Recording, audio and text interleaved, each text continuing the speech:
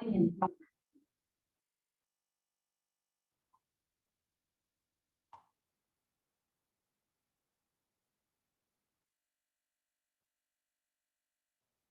guys, I was just trying to finish this up. Sorry about that. Yes, I decided to go ahead and come back in the classroom and come finish this. I don't have anybody in here, so I'm gonna take the shield off and nobody will be in here. So I thought it'd be easier just to go ahead and finish it here in this classroom, and then I'll upload it for y'all later. So basically, the adaptive immunity involves the B and T cells, which are the lymphocytes, if you remember. And it's broken into two parts. The cell-mediated immunity involves the killer T cytotoxic T cells, killer T cells, that will then go and kill infected cells that have been taken over by viruses or cancer. In addition to this cell-mediated immunity, meaning it kills cells, the helper T cell now appears to be the main cell that calls all the troops in, including B cells and monocytes and neutrophils, and everybody to come fight and attack. Okay, and in doing so, these cytokines can trigger the antibody-mediated immunity involving the B cells, which then come down and they bump into the antigen possibly presented to them by the helper T cell or an antigen-presenting cell. And then they produce antibodies that will then go and mark the pathogen to be killed by our phagocytic cells. So we have two things. We have the B cells becoming plasma cells, making antibodies, hundreds of thousands of antibodies, these little Ys, molecular Ys that go and bind to the pathogen at the antigen and mark it to be eaten by the monocytes and the neutrophils.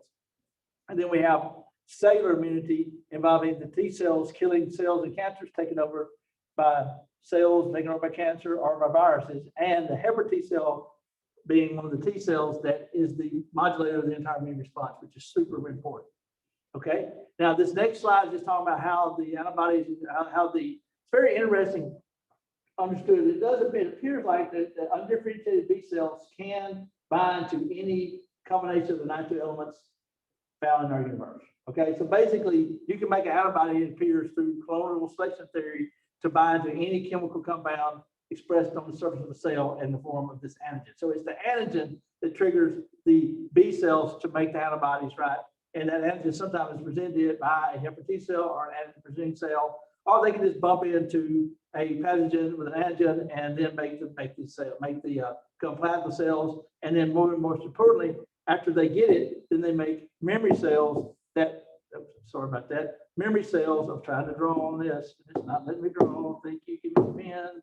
Memory cells that then will give us a quicker response to the antigen. So the whole concept of vaccination is to give you memory cells to an antigen so that when you get the real pathogen, then you have a much quicker response. We will see that in a few minutes. I'll actually show you some graphs showing that.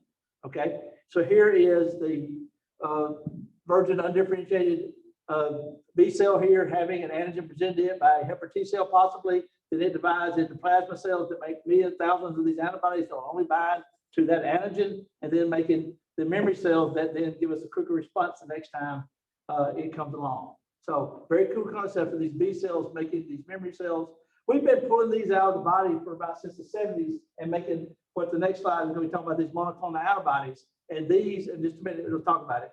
But so we've been manipulating these. And for a long time, we thought in the body is usually the B cell bumping into an antigen, but now we know it's usually the helper T cells calling them and helping present them the antigen. Okay.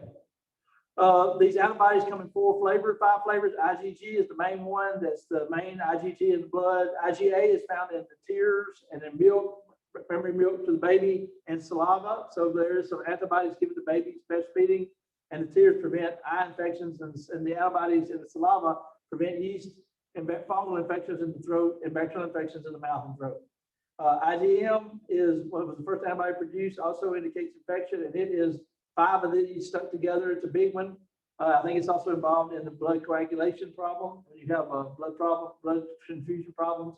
IgE bound eosinophils and mast cells, and its function is not completely known. Okay, here's the antibodies look like the molecular Ys, with this variable B region being the part that's unique for every antigen that it was exposed to originally.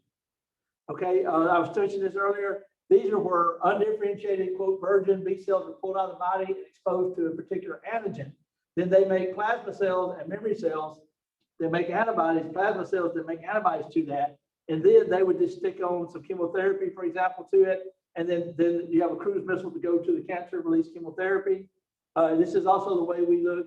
We have monoclonal antibodies on the pregnancy test, and it is looking for HCG. HCG binds to the receptor on the Y, triggering a color change that tells you you're pregnant. So it is all of our pregnancy tests and all of our STD tests at the doctor's clinic use monoclonal antibodies to see if you have this particular compound in the blood, like this disease. HCG is the hormone produced when a woman gets pregnant in her urine, and by putting the antibodies on the applicator that you tinkle on to see if you're pregnant, you get a color change. With a color change, when the antigen HCG binds to the antigen, in this case, binds to the antibody.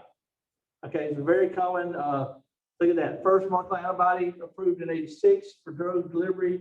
They sell a bunch of these to kill tumors and stuff. So literally, they're cruise missiles for tumor. That was the real name of it.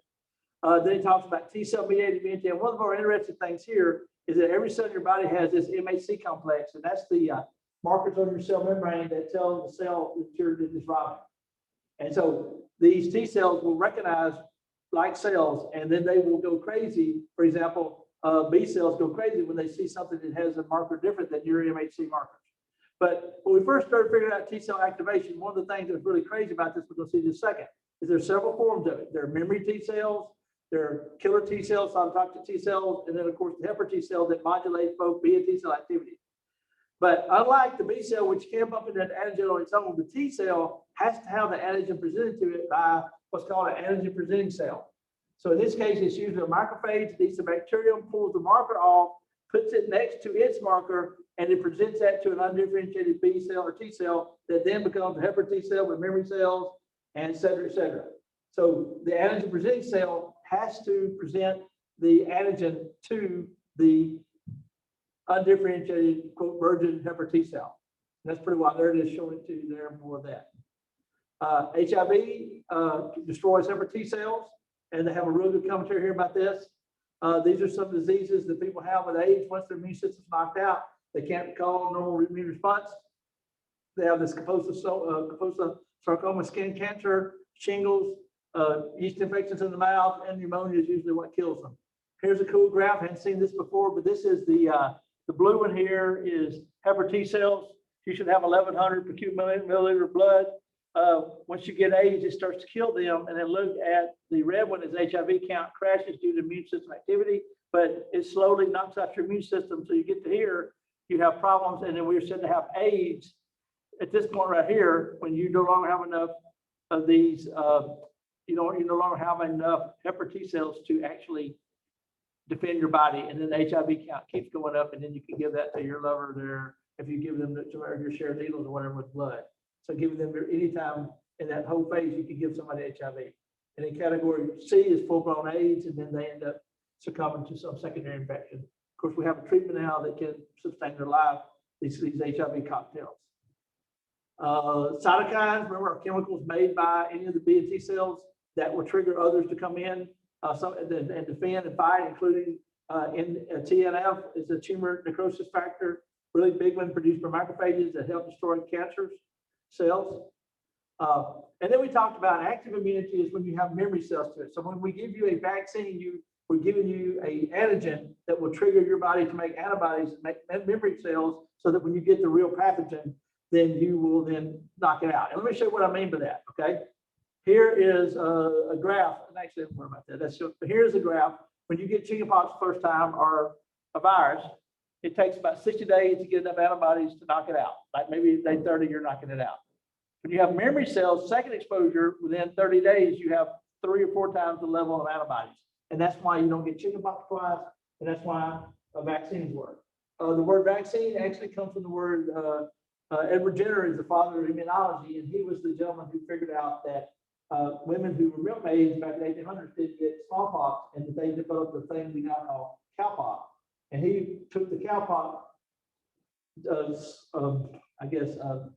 fluids that ooze out of the cowpox and put that into a kid's arm, and thereby giving them the cowpox, thereby inoculating them and preventing smallpox. And so the word vaccine means to put cow in, it means encowment. It's Latin for encowment. So this means to put cow in somebody. There's a slang. People making fun of Jenner's discovery of vaccinations. And those were the very first vaccines. And we still put cow in you if you get a smallpox vaccine in the Army.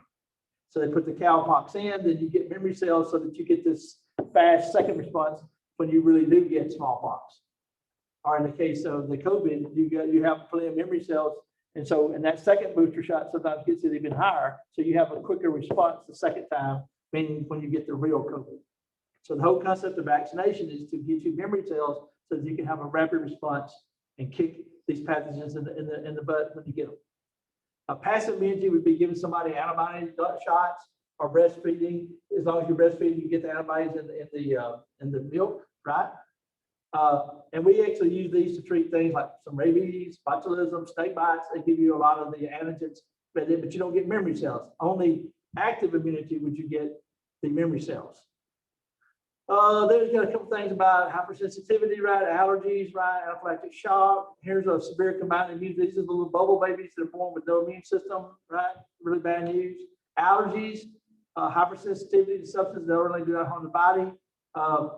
Immediate action ones of asthma involve the IgE antibodies. Anaphylactic shock, if you have severe peanut allergies or bee sting allergies, this can be life-threatening, and there is an immediate response. Delayed would be poison oak that takes a couple of days. And here's showing you how the IgEs overproduce histamines and cause swelling and inflammation in the head. Here's a comparison of immediate and delayed allergy reactions, right? Like poison oak is a good example of delayed. You get onion and it breaks out 2 or 3 days. Other ones, very bad autoimmune diseases include lupus, and rheumatoid arthritis is one where inflammation in all your joints, synovial joints, and your cartilage is eaten away by your immune cells. So we're very concerned about overactive immune system, and these are autoimmune diseases that are really bad. There's rheumatoid arthritis. There is lupus rash. Also, when you have a transplant rejection, it is your body's killer T cells that destroy the transplant foreign tissue. If you get one from another animal, it's called a xenotransplant, or if you have a heart valve put into you from a pig, for example. And then we're even working on growing tissue organs with 3D printers. I've seen where they're actually making a kidney right now and trying to make some of these organs for us. But a xenograft is when you have an animal part put into you. So we actually can grow a heart valve in a pig, even give the pig your antigen so your body will recognize it as self. Okay, I think that's a quick run through that. I hope that helps you a little bit. We're going to stop it and end that one. That was a few minutes, but that ended the rest of that.